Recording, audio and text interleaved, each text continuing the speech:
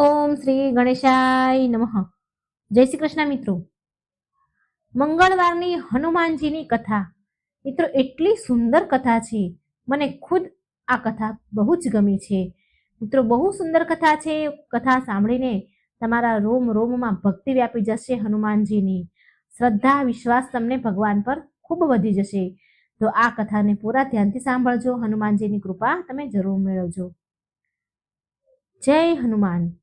શ્રી ગુરુ ચરણ સરોજ રજ નિજમન મુકુર સુધાર રઘુબર વિમલ જશુ જોદાયક ફલચાર. આનો અર્થ એ છે કે શ્રી ગુરુ મહારાજના ચરણ કમળોની ધૂળની આપણા મનરૂપી દર્પણને પવિત્ર કરીને શ્રી રઘુવરના નિર્મળ યશનું વર્ણન કરું છું, જે ચારેય ફળ ધર્મ અર્થ કામ અને મોક્ષ દેનાર છે. જય હનુમાન. જય જય સિયારામ. પ્રિય ભક્તો, સર્વ સુખ, રક્ત વિકાર, રાજ સન્માન તથા પુત્રની પ્રાપ્તિ માટે મંગળવારનું વ્રત ઉત્તમ છે. મંગળવારના વ્રતથી મનુષ્યના સર્વ દોષ નષ્ટ પામે છે. માટે આજના દિવસે, મંગળવારના દિવસે લાલ વસ્ત્ર ધારણ કરી અને દિવસમાં હનુમાનજીનું પૂજન કરીએ, મંગળવારનું વ્રત તથા કથા સાંભળીએ તો આનાથી વ્યક્તિને બળ બુદ્ધિ વિદ્યાની પ્રાપ્તિ થાય છે તથા સંકટ મોચન હનુમાનજીની કૃપાથી ભક્તોના બધા જ સંકટ દૂર થાય છે. તો આજે આપણે સાંભળીશું મંગળવારના દિવસે સાંભળવામાં આવતી મંગળવારની બહુ જ દુર્લભ કથા, જે તમે ભક્તગણો બહુ શ્રદ્ધા તથા પ્રસન્ન ચિત્તમનથી પૂરી જરૂર સાંભળજો. આવો આપણે સાંભળીએ કથા. જય સિયારામ. જય શ્રી હનુમાન. એક નગરમાં એક બ્રાહ્મણ પરિવાર રહેતો હતો. એ પરિવારમાં માત્ર એ પૂજારી જે દુર્ગેશ હતા, તેનું નામ દુર્ગેશ હતું, તે રહેતા હતા. તે તેનું જીવન વ્યાપન એના યજમાનોની જે મળેલી દક્ષિણા હોય એનાથી એનું ગુજરાન ચાલતું હતું. તેમની માતા, જે દુર્ગેશ બ્રાહ્મણ છે, તેની માતા તો બાળપણમાંથી જ સ્વર્ગવાસ થઈ ગયા હતા અને પિતાનો છાયો પણ માથા પર રહ્યો ન હતો. સવારે રોજ જમવાનું બનાવે અને જમે અને પછી કામ પર જાય. સાંજે ઘરે આવે પછી આરામ પણ કરતા નહીં અને ઘરે આવતા જ જમવાનું બનાવવા લાગે. ગામના આડોશી પાડોશીના લોકોએ દુર્ગેશ બ્રાહ્મણના લગ્ન કરાવ્યા એક ગરીબ સ્ત્રી સાથે, એક ગરીબ કન્યા સાથે. હવે દુર્ગેશ પૂજારી જે બ્રાહ્મણ હતા ખુશ રહે છે. હવે તેને સવાર સાંજ તાજું ગરમ જમવાનું મળે છે. તેમની પત્નીનું નામ હતું સાવિત્રી. સાવિત્રી ગરીબ ઘરની જરૂર હતી, પણ એ ઘરના કાર્યમાં નિપુણ હતી અને સાથે સાથે સામાજિક કાર્યમાં પણ નિપુણ હતી અને તે હનુમાનજીની પરમ ભક્ત હતી. તેના વર્તન વ્યવહારથી બધા જ લોકો આડોશી પાડોશી ખુશ હતા. એ દરેક મંગળવારનું વ્રત કરતી હતી. આ તરફ બ્રાહ્મણનું જીવન બહુ જ સારી રીતે સુખમય ચાલી રહ્યું હતું. થોડા સમય બાદ સાવિત્રી ગર્ભવતી થઈ. જ્યારે સાવિત્રીના પ્રસવનો સમય આવ્યો તો બ્રાહ્મણ પાડોશમાંથી એક દાયણને લઈ આવ્યા. સમય પર સાવિત્રીએ એક સુંદર બાળકને જન્મ આપ્યો. હવે આ બાજુ એ બ્રાહ્મણ છે, દુર્ગેશ બ્રાહ્મણ છે, તે નવા જન્મેલા બાળકને એક કપડામાં વીંટી લે છે અને તેને લઈને ઘરેથી નીકળી ગયા. થોડી વાર બાદ એ ગંગાના તટ પર જઈ પહોંચ્યા. દુર્ગેશ બ્રાહ્મણે એ બાળકને એના બંને હાથમાં લઈને ગંગાજીમાં 3 વાર ડૂબકી લગાવી. બ્રાહ્મણ દુર્ગેશે સીધા તેના કાનમાં કોઈ મંત્ર બોલ્યો, ફૂંક મારી. છોકરો દુર્ગેશ બ્રાહ્મણ સાથે વાત કરવા લાગ્યો. વાત થવા લાગી બંનેની. બ્રાહ્મણ દુર્ગેશ એ બાળકને પૂછે છે કે બતાવ કે આપ મારા કર્જદાર છો કે હું આપનો કર્જદાર છું, અને કેટલો કર્જદાર છું? તો તે બાળક બોલ્યું, મારા 50 રૂપિયા તમારી પાસે છે, એ તમે મને પાછા આપ્યા ન હતા. તમારા બાળકોએ પણ તમારું કર્જ ચૂકવ્યું ન હતું. આટલું સાંભળીને બ્રાહ્મણ દુર્ગેશે તેને 50 રૂપિયા આપ્યા અને બોલ્યા, તમારો અને મારો હિસાબ ચૂકતે થઈ ગયો. એટલે બાળક બોલ્યું, હા, હિસાબ પૂરો થયો. આ વાત સાંભળીને દુર્ગેશ પૂજારી બ્રાહ્મણ ફરી પાછો મંત્ર એ બાળકના કાનમાં બોલ્યા. ઊંધા કાને એ મંત્ર બોલ્યા અને તેને ગંગાજીમાં પ્રવાહિત કરી દીધું અને તે તેના ઘરે પાછા ચાલ્યા આવ્યા. તેમણે એની પત્ની સાવિત્રીને બધી વાત કહી, સમજાવી દીધી, બરાબર સમજાવી, અને એને કહ્યું કે એ બાળકનું મારા ઉપર કર્જ હતું એટલે એનું કર્જ ચૂકવીને મેં એને પાછું મોકલી દીધું. જો હું આવું ન કરત ને તો ખબર નહીં એ આપણને ક્યારે છોડીને ચાલ્યું જાત, તો એ સમયે આપણને બહુ દુઃખ થાત. હવે સાવિત્રી તેના પતિની વાતથી પૂરી રીતે સંતુષ્ટ હતી. જ્યારે સાવિત્રી બીજી વાર ગર્ભવતી થઈ અને સમય પર એને એક સુંદર પુત્રને જન્મ આપ્યો એટલે દુર્ગેશ બ્રાહ્મણે તેની સાથે પણ એવું જ કર્યું. એ બાળકને એક સફેદ કપડામાં લઈને વીંટીને ગંગાજીના ઘાટ પર ચાલી ગયા. ત્યાં પહોંચીને ગંગાજીમાં ગયા અને તેને બાળક સાથે પાણીમાં 3 ડૂબકી લગાવી અને તેના સીધા કાનમાં મંત્ર વાંચ્યો, મંત્ર ફૂંક્યો અને બાળક સાથે વાતચીત કરવાની શરૂ કરી. બાળક વાત પણ કરવા લાગ્યું. તો બ્રાહ્મણે બાળકને પૂછ્યું, આપણે ગંગાજીની અંદર છીએ, ગંગાજીના પવિત્ર પાણીના જળની અંદર છીએ. હવે તું મને બતાવ કે તું મારો કર્જદાર છે કે હું તારો કર્જદાર છું, અને કર્જદાર છીએ તો કેટલા છીએ? તો એ બાળક બોલ્યું કે તમારા મારી પાસે 100 રૂપિયાનું કર્જ છે, મારે તમને 100 રૂપિયા આપવાના છે, એટલું કર્જ છે. તો દુર્ગેશે કહ્યું બાળકને કે આપણે ગંગાજીના પવિત્ર જળમાં ઊભા છીએ અને હું આપને કર્જમાંથી મુક્ત કરું છું, તમારું કર્જ માફ કરું છું, મુક્ત કરું છું, મારો અને તમારો બધો જ હિસાબ બરાબર. તો એ બાળક બોલ્યું, ઠીક છે, જો તમે વચન આપી જ રહ્યા છો તો બરાબર છે, ઠીક છે. આમ કહી દુર્ગેશે તેના ઊંધા કાનમાં ફૂંક મારી મંત્ર વાંચ્યો અને બાળકને ગંગાજીમાં પ્રવાહિત કરી દીધું. આ બધું કરીને પાછો દુર્ગેશ બ્રાહ્મણ ઘરે પહોંચ્યો અને સાવિત્રીને કહ્યું કે મને ખાલી હાથે જોઈને બાળક વિશે જાણવાની આપની ઈચ્છા હશે તો સાંભળો. એનું આપણા ઉપર 100 રૂપિયાનું કર્જ હતું, તો મેં ગંગાજીમાં વચન આપી દીધું અને તેને ઋણ મુક્ત કરી દીધું. હું ન ઈચ્છતો હતો કે તે આગળ જઈને આપણને તડપાવી દુખી કરીને ચાલ્યો જાય. આ સાંભળીને સાવિત્રીએ પૂછ્યું કે આવું કેવી રીતે બની શકે સ્વામી? પૂજારી દુર્ગેશ બ્રાહ્મણ કહે છે કે જ્યારથી તું મારા ઘરે આવી છો તે જોયું કે બ્રાહ્મણપણું કરીને પૂજા પાઠ કરીને જે પણ કઈ દક્ષિણા મને મળે છે તેમાં બચત તો ના માત્ર જ થાય છે, પણ થાય તો છે. સવારે આપણા 100 રૂપિયા ચૂકતા કરીને એ બાળક આપણને છોડીને ચાલ્યો જાત અને આપણે આ જીવન એ દુઃખમાં જીવતા રહેત. એ બાળક એનું 100 રૂપિયાનું જ્યારે કર્જ પૂરું કરી દેત ને ત્યારે પણ એ છોડીને ચાલ્યો જ જવાનો હતો. એટલે મેં તેને ઋણ ચૂકવીને મોકલી દીધો પહેલા જ. હજી તો મોહ માયા પણ આપણે એની સાથે બાંધી હતી નહીં, માટે દુઃખ કેવું? દુર્ગેશની વાત સાંભળીને સાવિત્રી તો ચૂપચાપ થઈ ગઈ. તેની પાસે એ સમયે કોઈ વિકલ્પ હતો જ નહીં. છતાં પણ સાવિત્રીને દુઃખ તો બહુ જ થયું. એ તેની વ્યથા કોઈને કહી શકતી ન હતી, પણ અંદર મનમાં ને મનમાં તૂટતી જતી હતી. હવે એ પહેલા જેવી હસમુખ રહી નથી. તેનું કમળ જેવું મુખ કરમાવા માંડ્યું. એકવાર એક ડોશીમાં જે તેના પાડોશમાં રહેતા હતા તેણે આનું કારણ જાણવાની ઈચ્છા કરી કે આ હમણાં મૂંઝાયેલી કેમ રહે છે, ચિંતામાં કેમ છે. એ ડોશીમાને શક ગયો એટલે એને પૂછવાનું એને મન થયું. એટલે સાવિત્રી એ ડોશીમાને બહુ માનતી હતી, એને માન સન્માન આપતી હતી. એ બંને વચ્ચે ઘણો પ્રેમ ભાવ હતો, પાડોશી હતા છતાં પણ. એટલે એ ડોશીમાએ આગ્રહ કરીને પૂછ્યું. તેના આગ્રહને સાવિત્રી ના ન કહી શકી અને તેની આપ વીતી જે ઘટના એની સાથે બની એ બધી જ ડોશીમાને કહેવા લાગી. ડોશીમા સાવિત્રીને કહે છે, જો સાવિત્રી, આપણા રાજા બહુ દયાળુ છે અને એ બધાનું જ સાંભળે છે. કાલે તું મારી સાથે આવજે અને રાજાને આપણે બધી વાત કહીશું. તું બધી જ વાત રાજાને કહી દેજે. સાવિત્રી બોલી, ઠીક છે માજી. બીજા દિવસે જેવો દુર્ગેશ બ્રાહ્મણ કામ પર જાય છે તો પાડોશન ડોસી આવી ગઈ સાવિત્રી પાસે અને બોલી, ચાલ સાવિત્રી. સાવિત્રી તો તૈયાર બેઠી જ હતી.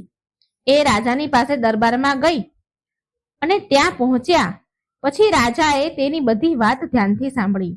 વાત સાંભળીને રાજાએ ડોસીને કહ્યું કે હવે આ જવાબદારી ડોસીમાં તમારા ઉપર છે. માજી, આગળ જ્યારે આ સાવિત્રીને બાળક થવાનું હોય ત્યારે તમે મને સમાચાર આપજો. અને સાવિત્રીને પણ કહ્યું કે તું પણ ભૂલી ન જતી અને ડોસીમાને યાદ કરાવીને મારી પાસે મોકલી દેજે. આમ આશા ભર્યા બંને ઘરે આવી ગયા, ડોસીમા અને સાવિત્રી. સાવિત્રી અને પાડોશન ડોસીને રાજા પાસેથી આશ્વાસન મળ્યું અને પછી બંને નિશ્ચિત થઈ ગયા. ડોસી તો પૂરી રીતે અસ્વસ્થ હતી, પણ સાવિત્રીએ તેના મૃત્યુ પામેલ બંને સંતાનો વિશે વિચારીને જ બધું યાદ કરી રહી હતી. જન્મ આપેલ બાળકનું મુખ પણ તેણે સરખી રીતે જોયું ન હતું અને તેના પતિ દુર્ગેશે તો તેને કોઈ દુઃખ જ ન હતું. એ જે કંઈ કરી રહ્યા હતા એ એના ભવિષ્ય વિશે વિચારીને કરી રહ્યા હતા. દુર્ગેશ તેના અસીમ પ્રેમ અને સ્નેહથી સાવિત્રીને મહાન દુઃખથી એને બહાર કાઢી દીધી હતી, ઉગારી લીધી હતી. હવે બંનેમાં ફરી પરસ્પર પ્રેમની ધારા વહેવા લાગી અને સાવિત્રી ફરીથી હનુમાનજીની પૂજા અર્ચના કરવા લાગી. આનો પ્રતાપ એ થયો કે સાવિત્રીએ ત્રીજી વાર ગર્ભધારણ કર્યું. સાવિત્રીએ તેના પાડોશ ડોસીના માધ્યમથી રાજાને આ સમાચાર મોકલાવી દીધા. રાજાએ તેમને સમજાવી દીધું કે ચિંતા ન કરે, જ્યારે પ્રસવ થવાનો હોય ત્યારે મને સૂચના આપી દેજો, હું બધું જ મારી રીતે સંભાળી લઈશ. સાવિત્રી તો ઘણી ખુશ થઈ અને ખુશ થવાની સાથે સાથે સાવિત્રી દુઃખી પણ હતી, જૂની યાદો યાદ કરીને હેરાન પણ હતી. એ હરેક સમયે તેના ત્રીજા સંતાનની ચિંતામાં ડૂબી રહી રહેતી. સમયે સમયે પેલા પાડોશીના ડોશીમાં આવીને સાવિત્રીને સમજાવતા. આવી રીતે ધીરે ધીરે ગર્ભા અવસ્થા પૂરી થઈ અને પ્રસવનો સમય આવી ગયો.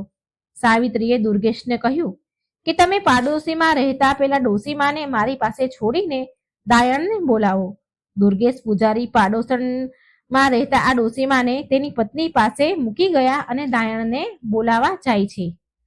સાવિત્રી ડોશીમાએ કહ્યું કે તમે રાજાને ખબર આપી દો. સાવિત્રીએ ડોશીમાને કહે છે કે તમે જલ્દીથી જલ્દી રાજાને ખબર આપી દો, મારો પ્રસ્તુતિનો સમય આવી ગયો છે, માટે જ મેં તમને પહેલા બોલાવી લીધા છે. જ્યાં સુધી દાયણ આવે એ પહેલા ત્યાં સુધી તો રાજા પણ વેશ બદલીને દુર્ગેશના ઘરની પાસે પહોંચી ગયા અને આમ તેમ આટા મારવા લાગ્યા, જેમ કોઈને શક ન પડે તેમ. થોડા સમય બાદ બાળકના રડવાનો અવાજ આવ્યો ત્યારે પૂજારી દુર્ગેશ અંદર ગયા અને એક સાફ નવા કપડામાં તેને લઈને ઘરેથી નીકળી ગયા. જ્યારે રાજાએ દુર્ગેશને બહાર નીકળતા જોયો તો રાજા પણ તેનાથી થોડું અંતર રાખીને ચાલવા લાગ્યા. દુર્ગેશને ખબર ન પડે એમ તેનાથી થોડા દૂર ચાલતા હતા. થોડા સમય બાદ દુર્ગેશ ગંગાના તટ પર પહોંચ્યો બાળકને લઈને અને એ ગંગાજીમાં અંદર પાણીમાં ગયો, જળમાં ગયો અને કમર સુધી પાણીમાં જઈને ઊભો રહી ગયો. પછી દુર્ગેશે એ બાળક સાથે 3 ડૂબકી લગાવી અને તેના સીધા કાનમાં કોઈ મંત્ર ફૂંક્યો. હવે બાળક વાત કરવા માટે સક્ષમ હતું એટલે દુર્ગેશે એને પૂછ્યું કે બતાવો, આપનો મારા પર કર્જ છે કે મારો તમારા ઉપર કર્જ છે, અને કર્જ છે તો કેટલો છે? એટલે એ બાળક બોલ્યું કે મારું તમારા ઉપર કર્જ છે, મેં તમારી પાસેથી પૈસા લીધા હતા અને એ ચૂકવવાના બાકી છે. મારા સંતાનોએ પણ આ પૈસા તમને ચૂકવ્યા ન હતા, એટલે મારું તમારા ઉપર 50,000નું કર્જ છે. દુર્ગેશે તેના મનની તસલ્લી માટે બાળકને ફરીવાર પૂછ્યું, જોઈ લે, આપણે ગંગાજીમાં ઊભા છીએ, સાચું સાચું બોલજે, નહીં તો ગંગાજીમાં ઊભા છીએ તો પાપ લાગશે. આ સાંભળી બાળક બોલ્યું કે હું સત્ય કહું છું કે મારી ઉપર તમારા 50,000 રૂપિયાનું કર્જ છે, મારે તમને ચૂકવવાના છે.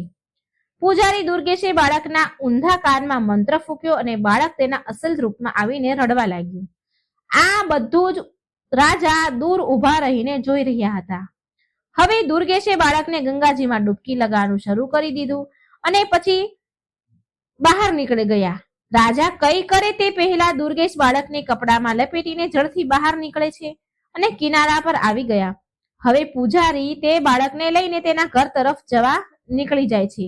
રાજાના મનમાં હવે એ જાણવાની ઉત્સુકતા વધી રહી હતી કે અંતે આણે પહેલા બે બાળકને ગંગાજીમાં પ્રવાહિત કેમ કરી દીધા હશે. માટે રાજા તેના અસલ રૂપમાં આવીને દુર્ગેશને રોકી લે છે. રાજાને જોઈને દુર્ગેશે પ્રણામ કર્યા. રાજાએ દુર્ગેશને પૂછ્યું કે મને એ કહો કે તારે આગળ બે બાળક થયા, એ બાળકને તે ગંગાજીમાં કેમ પ્રવાહિત કરી દીધા? દુર્ગેશ બ્રાહ્મણ બોલ્યા, મહારાજ, તમે એ વાતને સારી રીતે જાણો છો કે એક બ્રાહ્મણને દક્ષિણામાં શું અને કેટલું મળે છે. કોઈ સવા શેર આપે છે, કોઈ થોડું ઘણું અનાજ આપે છે. તેનાથી પેટ પૂજા તો થઈ જાય છે, પૈસા બચાવવાની તો વાત દૂર રહી. માટે મેં મારી વિદ્યાથી એ બંને બાળકોને પૂછી લીધું હતું કે એનું મારા ઉપર કેટલું કર્જ છે કે મારું એના ઉપર શું કર્જ છે. તો એમાંથી પહેલા બાળકનું મારા ઉપર કર્જ હતું, બીજા બાળકને મારું કર્જ હતું, બીજા બાળક પર મારું કર્જ હતું. એ કર્જ એટલું હતું કે એ બંનેને મેં ચૂકવી દીધું. એકનું 50 રૂપિયા હતું, એકનું 100 રૂપિયા હતું. એ બંનેનું કર્જ ચૂકવાઈ ગયું અને પછી મેં એમને છોડી દીધા. એ બંનેનું કર્જ થોડું હતું એટલા માટે એ ગમે ત્યારે જો ચૂકવાઈ જાત તો એ છોડીને ચાલ્યા જ જવાના હતા.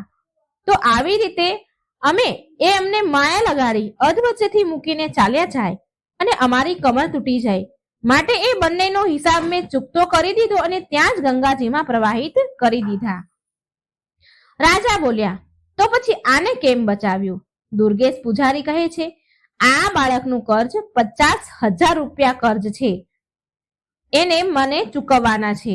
એના ઉપર મારું 50,000 રૂપિયાનું કર્જ છે. અમને ચૂકવવા માટે એ અહીં જન્મ લઈને આવ્યો છે, એ કર્જ ચૂકવવા માટે. અને મને આશા છે કે આ અમારા અંતિમ સંસ્કાર એના હાથોથી જ કરશે. રાજા દુર્ગેશ પૂજારીની વાત સાંભળી આશ્ચર્યચકિત થઈ ગયા. સાથે એમને શાંતિ મળી. જેમ તેમ પણ સાવિત્રીને એનું બાળક તો મળી જશે, આમ રાજાએ મનમાં વિચાર્યું અને એને શાંતિ મળી. દુર્ગેશ બાળકને લઈને ઘરે પહોંચ્યા. આ જોઈ સાવિત્રી મનમાં ને મનમાં રાજાને ધન્યવાદ કરવા લાગી. દુર્ગેશે તે બાળક સાવિત્રીને આપતા કહ્યું, લે આ પુત્ર, આ આપણું પૂરું જીવન નીકાળી દેશે અને અંતિમ સંસ્કાર પણ કરશે જ. હવે બ્રાહ્મણ દુર્ગેશના ઘરમાં ખુશીઓ મનાવવામાં આવી.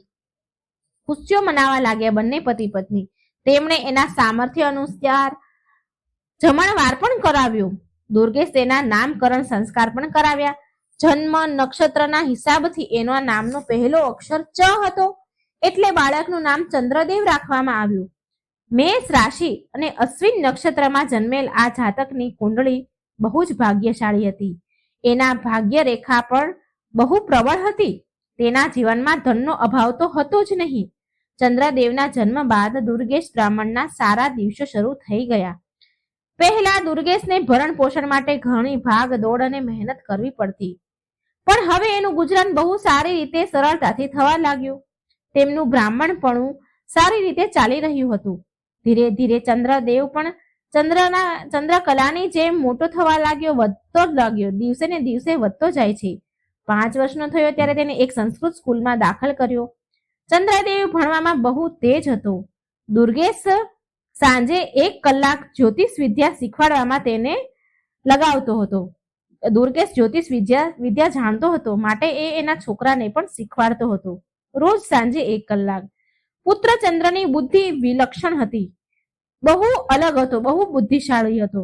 એને જે પણ મંત્ર બતાવવામાં આવે, ભણાવવામાં આવે તો એને યાદ કરવું એ તો એના ડાબા હાથની વાત હતી. સંસ્કૃતમાં પ્રથમ અંક મેળવ્યા બાદ તેને તેના પિતા પાસેથી પણ જ્યોતિષ વિદ્યાની દીક્ષા પ્રાપ્ત કરી લીધી. ચંદ્રદેવ પ્રથમ વર્ષ સંસ્કૃતનું પૂરું કર્યું ત્યાં સુધીમાં તે નવયુવક થઈ ચૂક્યો હતો. 14 વર્ષની ઉંમરમાં તે 18 વર્ષનો હોય એવો લાગતો હતો. બ્રાહ્મણ અને તેની પત્ની સાવિત્રી તેના પુત્રને આવી રીતે મોટો થતા જોઈને મનમાં ને મનમાં ભગવાનને બહુ ધન્યવાદ કરતા.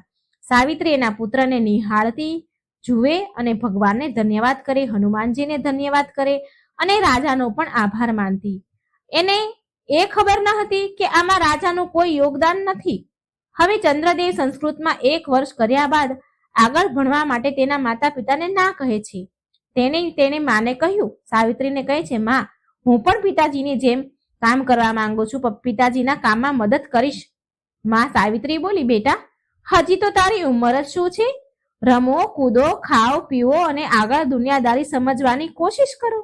આ બધું કામ તો જે તારા પિતા કરે છે એ તો તારે જીવનભર કરવાનું જ છે ને. એટલે ચંદ્રદેવ બોલ્યો, જો માં, મારે બ્રાહ્મણપણું કરવાનું જ છે, તો પછી કેમ અત્યારે નહીં? વિદ્યા તો કોઈ પણ હોય, એનો જેટલો ઉપયોગ કરીશ તેમાં એટલો જ વધારો થશે.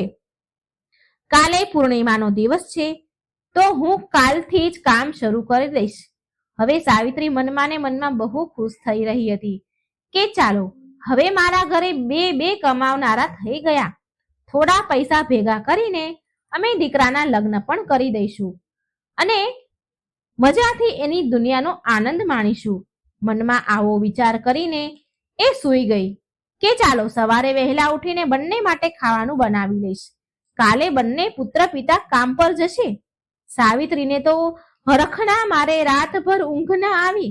સવાર સુધી પડખા ફેરવ્યા કરી અને થાકીને સવારે જલ્દી જાગી અને રસોઈનું કામ પતાવીને સ્નાન ધ્યાન કરીને હનુમાનજીની પૂજા કર્યા બાદ જમવાનું બનાવી લીધું અને હવે શાંતિથી ચટાઈ પાથરીને આડી પડી. આખી રાત તે સૂઈ ન હતી, માટે તેને જલ્દી જેવી આડી પડી એવી જ એને ઊંઘ આવી ગઈ. સવારે દુર્ગેશ બ્રાહ્મણ જ્યારે ઉઠ્યા તો તેને જોયું કે સાવિત્રી સૂઈ રહી છે. તો એ કોઈ અનહોનીની ચિંતામાં ડૂબી ગયા. તેણે સાવિત્રીને જગાડીને પૂછ્યું, અરે ભાગ્યવાન, તબિયત તો ઠીક છે ને? તેના કપાળ પર એને હાથ અડાડીને જોયું તો સાવિત્રી બોલી, સ્વામી, મારી તબિયત તો બિલકુલ બરાબર છે. થોડી વહેલી ઉઠી ગઈ હતી એટલે કામ બામ પતાવીને હું પાછી સૂઈ ગઈ. તમે તમારા નિત્યકર્મ કરો, જમવાનું તૈયાર છે. એટલામાં ચંદ્રદેવ પણ જાગી ગયો અને નિત્ય કર્મ કરવા લાગ્યો અને બંને પિતા પુત્ર તૈયાર થઈને આવી ગયા. સાવિત્રીએ બંનેને આસન પાથરીને તેમને જમવાનું પીરસ્યું.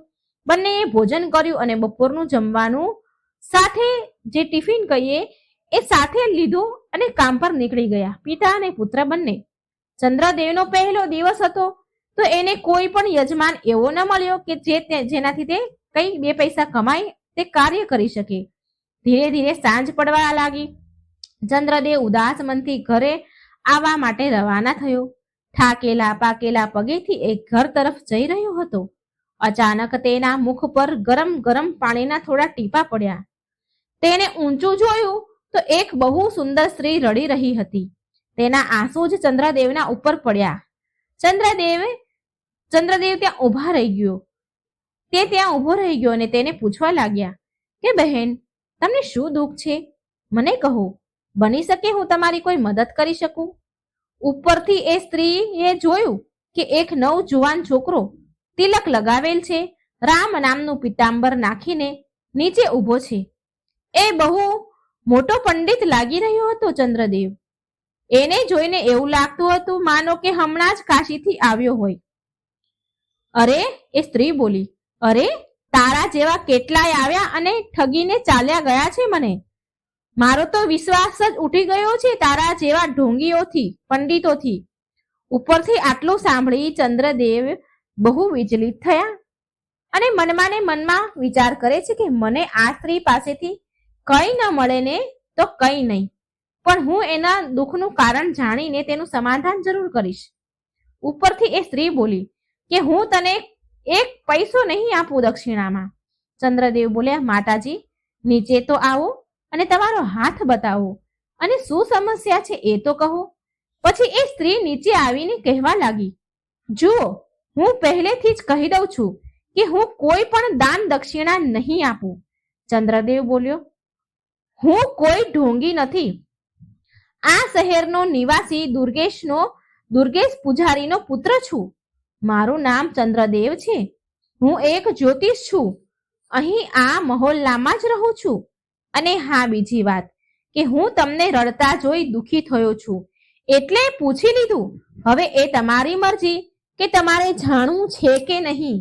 એ સ્ત્રી બોલી, ઠીક છે, તું જે પણ કહે, પણ હું તને કહી દઉં છું, સમજી લેજે કે હું તને એક પણ પૈસો આપવાની નથી. ચંદ્રદેવ કહેવા લાગ્યો, ઠીક છે બહેન, હું ક્યાં પૈસા માંગી રહ્યો છું? તે સ્ત્રી બોલી, ઠીક છે, જો તમારી વાત સાચી નીકળી તો હું તમારા ઘરે દક્ષિણા મોકલાવી આપીશ. ચંદ્રદેવ બોલ્યો, બતાવો શું સમસ્યા છે? એટલે એ સ્ત્રી બોલી કે મારા પતિ પરદેશ ગયા છે, 4 વર્ષ થઈ ગયા એને ગયાના, પણ હજી સુધી પાછા નથી આવ્યા અને એને ન કોઈ ખુશી સમાચાર પણ નથી મોકલ્યા. તેમણે હું માત્ર એ જાણવા માંગુ છું કે એ ઠીક તો છે ને, અને ક્યાં સુધી તે પાછા આવશે, ક્યારે પાછા આવશે? ચંદ્રદેવ બોલ્યા કે તમે 2 પ્રશ્ન પૂછ્યા છે, આ 2 માંથી તમારે કયા પ્રશ્નનો ઉત્તર પહેલા જાણવો છે? એ સ્ત્રી બોલી, મારે બંને પ્રશ્નના જવાબ જાણવા છે.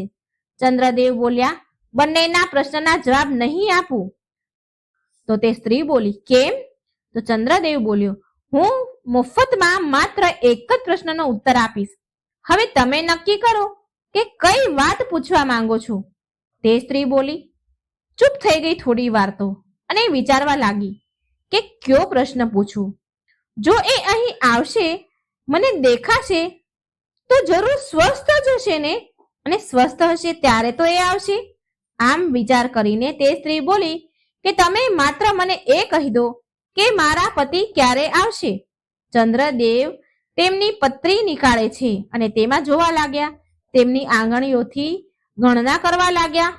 લગભગ અડધો કલાકની ગણના કર્યા બાદ ચંદ્રદેવ બોલ્યા, સાંભળો સાંભળો, તમારા પતિ આજે રાત્રે આવી જશે. એ સ્ત્રી બોલી કે શું પાગલ થઈ ગયો છે તું ઢોંગી? મને ગાંડી બેવકૂફ સમજે છે શું? ચંદ્રદેવ બોલ્યા, આવું કેમ કહો છો તમે? તો એ સ્ત્રી બોલી કે તમારે પૈસાની લાલચ લાગે છે એટલે તમે આવું કહો છો. ચંદ્રદેવ બોલ્યો, બહેન, જ્યારે મેં કહી દીધું કે પૈસા વગર જ હું પ્રશ્નનો જવાબ આપીશ, તો પછી તમે આવું કેમ કહી રહ્યા છો? એ સ્ત્રી બોલી કે અત્યાર સુધીમાં કોઈએ મને આવો જવાબ નથી આપ્યો, આવું નથી બતાવ્યું. ચંદ્રદેવ બોલ્યો, બહેન, હું જ્યોતિષ છું, કોઈ ઠગ નથી. અત્યાર સુધી તમારા ઠગો સાથે પાલો પડ્યો હશે, પણ હું મારી વિદ્યાના અનુસાર બતાવી રહ્યો છું કે તમારા પતિ રાત્રિના 12 વાગ્યા સુધીમાં આવી જશે. એ સ્ત્રી બોલી કે જો તમે સાચું કહી રહ્યા છો તો બરાબર છે, પણ મેં ઘણી બધી વાર છેતરાણી છું. ઘણા બધા લોકો મને ઠગી ગયા છે, માટે હું કોઈના પર વિશ્વાસ નથી કરી શકતી અને કોઈને પહેલા પૈસા પણ નથી આપતી અને નહીં આપું. ચંદ્રદેવ બોલ્યા, બહેન, મેં તો પહેલા જ કહ્યું હતું કે મફતમાં જ હું તમને કહીશ. મફત મતલબ મફત. જો તમને મારી વાત સાચી લાગે, સાચી સાબિત થાય, તો તમને જે ઉચિત લાગે એ દક્ષિણા તમે મારા ઘરે મોકલાવી દેજો. તે સ્ત્રી બોલી, સારું મહારાજ, શું મારા પતિ આજ રાત સુધીમાં આવી જશે? ચંદ્રદેવ બોલ્યા, હા બહેન, આજ રાત સુધીમાં, આજે રાત્રે ઠીક 12 વાગે તમારા પતિ ઘરે આવી જશે. અને સાંભળો, એ ચાલીને નહીં આવે, એ હાથી ઉપર આવશે અને બહુ બધું ધન લઈને આવશે. તો તે સ્ત્રી બોલી કે તો હું પણ તમને કહી દઉં છું કે તે જેટલું ધન લાવશે તેમાંથી અડધું ધન તમને દક્ષિણા રૂપે મોકલી દઈશ. ચંદ્રદેવ બોલ્યા, તો સારું, હું હવે જાઉં છું. એ સ્ત્રી બોલી, સારું, જાઓ. ચંદ્રદેવ તેના ઘરે જવા નીકળી ગયા. રસ્તામાં વિચારતા જતા હતા કે આજે પહેલો જ દિવસ હતો અને બોણી પણ ન થઈ અને ઉપરથી ઉધાર થયું. આમ વિચારતા વિચારતા ઘરે પહોંચ્યો. હવે સાવિત્રી, જે એના પુત્રની માં છે, સાવિત્રી તેના પુત્રને આવતા જોઈ મનમાં વિચારે છે કે મારો લાડકો આટલો મોડો આવ્યો છે તો કમાણી પણ સારી કરીને લાવ્યો હશે. આમ વિચારીને તેને દરવાજો ખોલ્યો, ચંદ્રદેવને પાણી દીધું અને સાવિત્રી બોલી, બેટા, હાથ મોઢું ધોઈ લે, થાકેલો હશે, જમવાનું તૈયાર છે, જમી લે. સાવિત્રી બોલી, તારા પિતા તારી વાટ જોઈ રહ્યા છે અને ભૂખ્યા બેઠા છે. ચંદ્રદેવે કહ્યું કે સારું માં, હું હમણાં જ હાથ મોઢું ધોઈને આવું છું. થોડી વારમાં ચંદ્રદેવ હાથ મોઢું ધોઈને આવ્યો. પછી સાવિત્રીએ બંને માટે આસન પાથર્યું અને જમવાનું પીરસ્યું. પછી માએ પૂછ્યું, બેટા, કેવો રહ્યો તારો આજનો પહેલો દિવસ? ચંદ્રદેવ બોલ્યો કે માં, બોણી થઈ નહીં, પણ હા, દક્ષિણા ઉધાર છે. માં બોલી, એટલે જ હું કહું છું કે અત્યારે રમી લે, કૂદી લે, તારા પિતાજી કમાય છે ને. પણ તે જીદ કરી, આખો દિવસ આમ જ ભટકતો રહ્યો. ઉધાર છે તો તેને શી ખબર આવે કે ન આવે દક્ષિણા. આમ વાત વાતમાં જમવાનું પતી ગયું અને ખાઈને બધા સૂઈ ગયા. હવે આ બાજુ જે સ્ત્રી હતી એ તેના પતિની વાટ જોઈને બેઠી હતી. વાટ જોતા જોતા રાતના ઠીક 12 વાગ્યા અને સાચુમાં તેનો પતિ હાથી પર બેસીને તેના ઘરે આવ્યો. તેણે દરવાજો ખખડાવ્યો. તેની પત્નીએ દરવાજો ખોલ્યો અને એ આ વિચારીને બહુ પ્રસન્ન થઈ કે હકીકતમાં એ બ્રાહ્મણ બહુ મોટો જ્યોતિષ છે, એને ઇનામ આપવું જ જોઈએ. એટલે તેણે તેના પતિને કહ્યું કે જાઓ અને સૌથી પહેલા તમે એ પંડિત દુર્ગેશના ઘરે જાઓ અને તેનું ઇનામ આપો. મને એના લીધેથી જ ખબર પડી હતી કે તમે આવવાના છો આજે. પછી જ ઘરમાં પગ મૂકજો. હવે એ આદમી, એનો પતિ જે છે સ્ત્રીનો, એ બહુ સમજાવે છે કે ભાગ્યવાન, મને પહેલા ઘરમાં તો આવવા દે. પણ તે સ્ત્રી બોલી, નહીં, પહેલા તમે જઈ અને એ બ્રાહ્મણને દક્ષિણા આપીને આવો, ત્યાં સુધી ઘરમાં પગ ન મૂકતા. હવે એ આદમી કહે છે, ઠીક છે. આમ કહીને દુર્ગેશ પંડિતના ઘરે ગયો અને અડધી રાત્રે દરવાજો ખોલાવ્યો અને સાવિત્રીને એક થાળી સોનું, ચાંદી, ઝવેરાત આપીને કહ્યું કે બ્રાહ્મણી, આ તમારા દીકરાની દક્ષિણા છે. તમારા દીકરાએ ભવિષ્યવાણી કરી હતી કે હું આવવાનો છું. મારા આવવાની ભવિષ્યવાણી તમારા દીકરાએ કરી હતી. એનાથી પ્રસન્ન થઈને મારી પત્ની આ દક્ષિણા મોકલાવી છે. એ આદમી દક્ષિણા આપીને તેના ઘેર ચાલ્યો ગયો. સાવિત્રી આટલું સોનું ચાંદી જોઈને બહુ ખુશ થઈ અને જે પરાત હતી તે ઘરમાં અંદર મૂકીને મનમાં ને મનમાં વિચાર કરવા લાગી કે મારા પતિએ તો આમ જ અત્યાર સુધી ભવિષ્યવાણી કરી. અત્યાર સુધીમાં કંઈ પણ એટલું કમાયા નહીં, પણ મારા દીકરાએ તો ઘર ભરી દીધું. હવે આમ કહીને તે સૂઈ ગઈ. જ્યારે સવાર થઈ તો દુર્ગેશ તેના નિત્ય નિયમ પર ઉઠીને જોવા લાગ્યા તો સાવિત્રી હજી સુધી સૂઈ રહી હતી. તે દુર્ગેશે કહ્યું, બ્રાહ્મણે કહ્યું એની પત્નીને, ભાગ્યવાન, આજે શું થયું? તું હજી સુધી કેમ સૂઈ રહી છો? આટલું સાંભળીને સાવિત્રીને તેવર ચડી ગયો અને બોલી કે તમે બહુ વધારે શું કંઈ કમાઈને લાવો છો તે મને કહો છો? મારા દીકરાને જુઓ, મારો દીકરો કાલે પહેલી વાર એટલું કમાઈને લાવ્યો છે કે પૂરું ઘર ભરાઈ ગયું. દુર્ગેશ આ સાંભળીને ચોંકી ગયો અને બોલ્યો કે સાવિત્રી, તું શું બોલી રહી છે? સાવિત્રી બોલી, હા, સાચું કહું છું. તમારા દીકરાએ કાલે જ દક્ષિણા ઉધાર રાખી હતી, જે તેને રાતમાં જ યજમાન પહોંચાડી ગયા છે. આ જુઓ, એક પરાત ભરીને મુદ્રાઓ, સોનું, ચાંદી છે. આ જોઈને દુર્ગેશ એના માથા ઉપર હાથ મૂકીને જમીન પર બેસી ગયો અને રડવા લાગ્યો. આમ કરતા જોઈ સાવિત્રી પૂછવા લાગી, અરે, આ શું કરો છો? દુર્ગેશ બ્રાહ્મણ બોલે છે, અરે સાવિત્રી, પહેલા તું અંદર જોઈને તો આવ કે તારો પુત્ર જીવિત છે કે નહીં.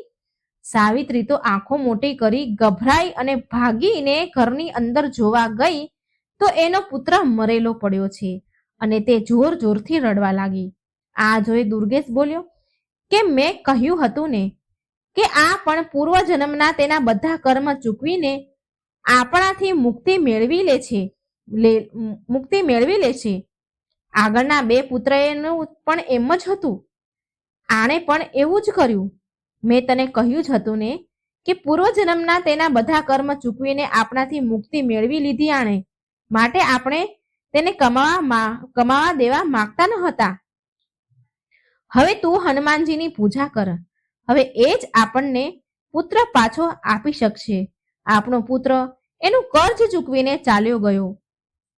આ સાંભળી સાવિત્રી અન્ન પાણી વગર 1 અઠવાડિયા સુધી ઉપવાસ કરતી રહી. 7 દિવસ પૂરા થયા તો એ મરણ અવસ્થા સુધી પહોંચી ગઈ અને પડી ગઈ. આ જોઈ હનુમાનજી પ્રસન્ન થયા અને વિચારે છે કે જો મેં આ બ્રાહ્મણીને દર્શન ન આપ્યા તો બધા જ ભક્તોનો વિશ્વાસ મારા પરથી ઉઠી જશે આમ વિચારીને હનુમાનજી મહારાજ તેની કુટિયામાં જ પ્રગટ થઈ ગયા અને બોલ્યા, હે બ્રાહ્મણી, તે મંગળવારનું વ્રત કરીને મને બહુ પ્રસન્ન કર્યો છે. તે લગાતાર દરેક મંગળવારના વ્રત નિયમથી કર્યા છે. માંગ, તારે શું જોઈએ છે? સાવિત્રી બોલી, મારે સોનું, ચાંદી, અન્ન, ધન કંઈ નથી જોતું પ્રભુ. મારે બસ મારો પુત્ર જોઈએ છે. હનુમાનજી બોલ્યા કે તેના જે ભાગ્યમાં લખ્યું હતું એ થયું છે. તો સાવિત્રી બોલી, નહીં નહીં નહીં પ્રભુ, પહેલા જ મારા 2 પુત્ર હું ખોઈ ચૂકી છું. મારા પતિએ એનું મને પેટ ભરીને મન ભરીને મોં પણ નથી જોવા દીધું. હું ઈચ્છું છું કે તમે મારા આ પુત્રને મને પાછો આપો. પ્રિય ભક્તો, એ બ્રાહ્મણીની કઠિન તપસ્યાથી પ્રસન્ન થઈને હનુમાનજીએ તથાસ્તુ કહ્યું અને બોલ્યા, જરા અંદર જઈને તો જો સાવિત્રી, તારો પુત્ર તને બોલાવી રહ્યો છે. સાવિત્રીએ જેવો રૂમમાં પગ મૂક્યો, એનો પુત્ર હસતો રમતો એની માના ચરણોમાં પડી ગયો. અને આ રીતે સાવિત્રીના મંગળવારના વ્રતના પ્રતાપથી તેનો પુત્ર તેને પાછો મળ્યો. તો પ્રિય ભક્તો, મંગળવારનું વ્રત અષ્ટસિદ્ધિ 9 નિધિને દેનારું છે. માતા સીતાએ હનુમાનજીને આશીર્વાદ આપ્યા છે કે મંગળવારના દિવસે જો તારું વ્રત થશે, તમારી પૂજા સેવા થશે, તો તેને ધન, પુત્ર, આરોગ્ય બધા પ્રકારના સુખોથી પરિપૂર્ણ એનું જીવન રહેશે. આ દરેક પ્રકારના સંકટોથી તેને મુક્તિ મળશે. તો બોલો બજરંગબલીની જય. જય સિયારામ. જય જય સિયારામ. ઓમ નમઃ શિવાય. મિત્રો, જો મારી વાર્તાઓ તમને સારી લાગે તો લાઈક કરજો, શેર કરજો અને આ ચેનલને સબસ્ક્રાઈબ કરવાનું ભૂલશો નહીં. જય શ્રી કૃષ્ણ. રાધે રાધે. Thank you.